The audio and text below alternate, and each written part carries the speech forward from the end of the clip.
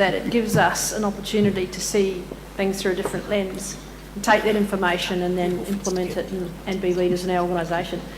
Emily is our last speaker to have a chat to our panellists. Particularly people having to move. Thanks a lot. So I've been asked to, sort of tie up some loose ends, to talk a little bit about the international development or humanitarian context and some storytelling methodologies that EduFect used in some work that it did with Oxfam and Rainbow Pride Foundation in looking at these issues in Fiji. And also, I guess, to leave the room with a sense of hope that for all of the challenges that we've been talking about today, that there are steps that you can take as soon as you walk out of this session and start talking amongst yourselves at lunch. And I'll try and leave room for questions at the end. So the report, we're talking about some research that was done, say in Fiji. I'll be talking about sexual and gender minorities for the reasons that Dale and others have mentioned. There's all kinds of diversity under the rainbow that's not included in those boxes that we're familiar with. But you can take that as LGBTIQ people and beyond. The context for the research that we were doing was Tropical Cyclone Winston, which hit Fiji in February 2016, Category 5 storm that had a quite devastating effect on the country. Oxfam was aware that not everyone in Fiji had been part of the response effort. We were also really aware at EduFect in our work with international humanitarian and development organisations that in terms of policy and practice, the sector hasn't really gone very far in terms of including LGBTIQ people or sexual and gender minorities. The little quote that's up on the screen there is from this book here, which is a 2015 Good Practice Review into Disaster Risk Reduction, which is used a lot in the international community. I'm not sure if it's used so much domestically. Quite a thick book. That paragraph is the only bit of information about working with sexual and gender minorities. And while there are a couple of gems of good advice in there, the thing that stood out to me is the highlighted piece. Disaster managers do not at present consider the needs or capacities of LGBT people in their disaster planning or identify them as a specific audience for preparedness advice. And for the reasons that Dale outlined in some of the case studies that he started with, it'd be really good if we could move beyond that, and next time that they write this book, that there's something else to put in. Because whether it's criminalisation, legal discrimination, or marginalisation from family, community, faith community, from school, from workplaces, there's all kinds of pre-emergency conditions which lead to vulnerability, which impacts people's ability to survive and then to bounce back after emergencies. As people have mentioned, that discrimination doesn't stop during responses, and sometimes it can get worse. And so, for example, in Fiji, in Christchurch, Haiti, New Orleans, there were cases where sexual and gender minorities were told, "You're the reason this happened. You know, this is the wrath of God, which is coming down on our country because of your sins," which puts a huge burden on people who are already just trying to cope. And that, as we found, that there's limited inclusion in policy and practice so far. In terms of Fiji, the assessments didn't provide very much guidance for organisations responding to the needs of sexual and gender minorities. This little quote is from the Post-Disaster Needs Assessment, which was done by the international community and the government of Fiji. No information was available on issues related to sexual orientation. And so in their assessment process, they didn't find any data. And so there was no analysis of the differential impact of Tropical Cyclone Winston on sexual and gender minorities.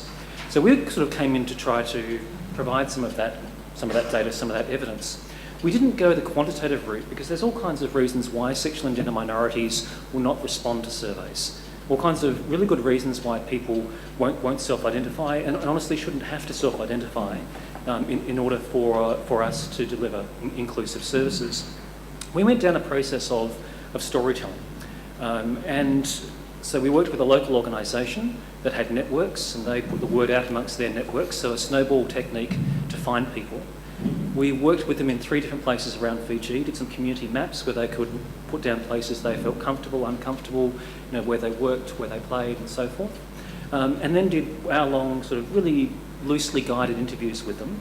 And then everyone got together at night and had a sort of a traditional Fijian Talanoa session where they sort of get around and talk about their issues, which provided context for everyone to share their experiences. Because interestingly, a number of the people who came to these 3 sessions in different parts of Fiji as sexual and gender minority members, they had never been to a forum and where they'd shared that information about who they were. And they'd certainly never been asked what they would want, what would make them feel safe and included in an emergency response. So I'll take you really quickly through one of the stories. So this is one story. Someone who was 18, it was just 19, I think, when we did this, was 12 years old when this happened to him. So he was at school. Kids would beat him up. A teacher beat up one of his friends, and so they decided to leave the school and leave home because they didn't feel safe there. So they went into a town. Actually, they firstly went out into the bush and tried to look after themselves. Ended up in a local town. And got some work in a hairdressing salon and stayed there for a while. This person then moved to another island in Fiji and got jobs in different places. But as soon as people, wherever he was living, as soon as people found out that he was gay, they would kick him out.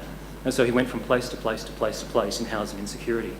And this happened, so the only people that actually took him in were sexual and gender minority members. And this was the case after Tropical Cyclone Winston as well. The people who took him in were members of this community. And he, like many others, experienced harassment on the basis of that this was the whole thing happened because of sexual and gender minorities. Looking at the stories we collected was around 30 really quite detailed stories. We came out with these themes. But I just wanted to touch on 3 points about storytelling.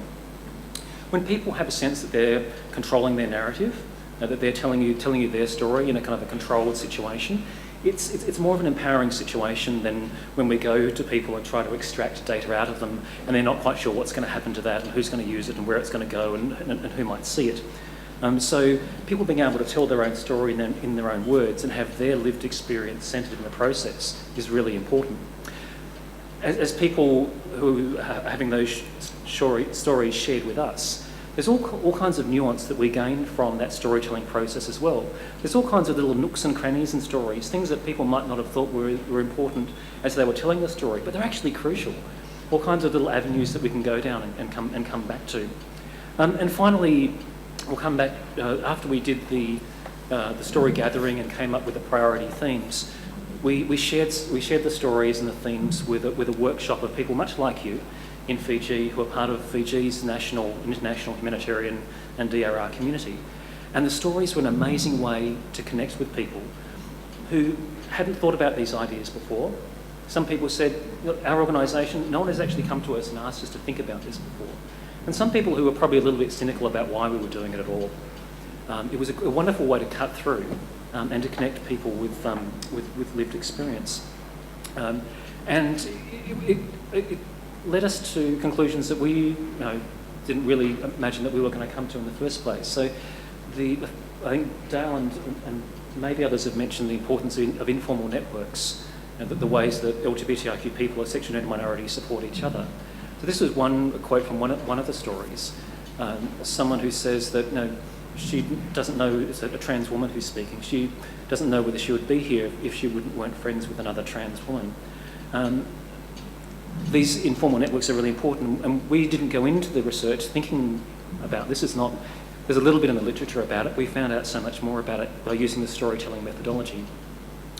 In the workshop, rather than presenting data, and quantitative data can be really useful, and certainly take Maureen's points from this morning, and there's some really interesting data that came out of the panel today.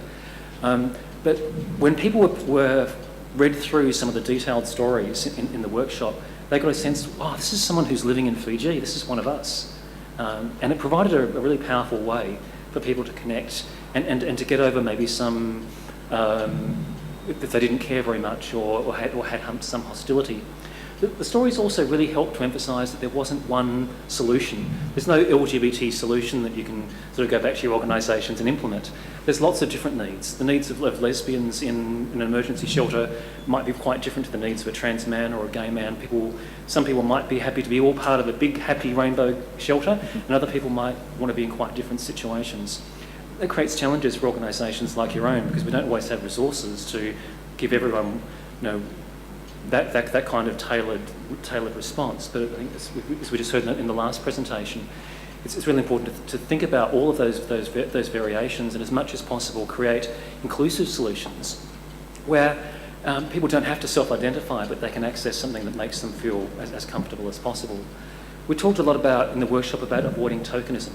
It's really easy to go back to your organisations, open up a computer, laptop, word processor, add LGBT into the list of affected communities.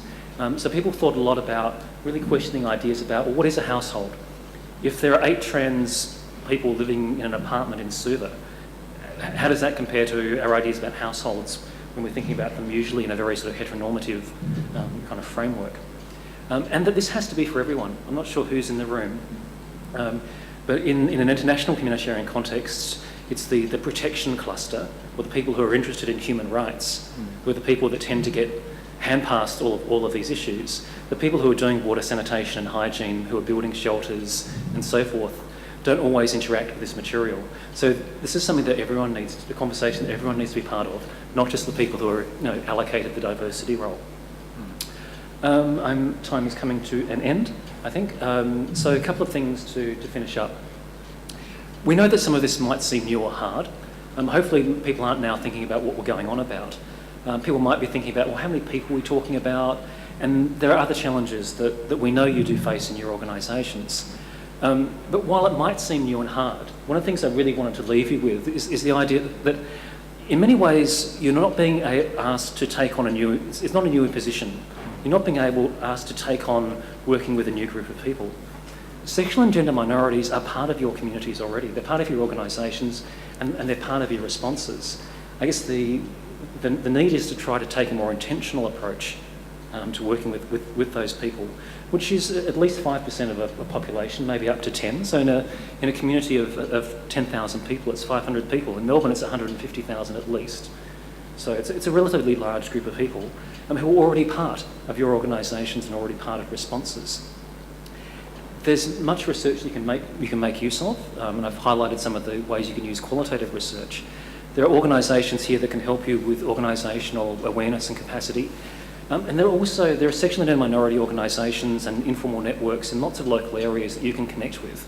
I think one of the most important things maybe to take away from what I've said here is that it's really important to do that now and not wait until the emergency context and then start to think, oh, who do we reach out to work with LGBTIQ people? The time to connect is now, so that you build those relationships, you understand more about sexual and minority communities where you live and work. You understand the strengths that those people bring to the picture as well. Let's change the world together. Yay!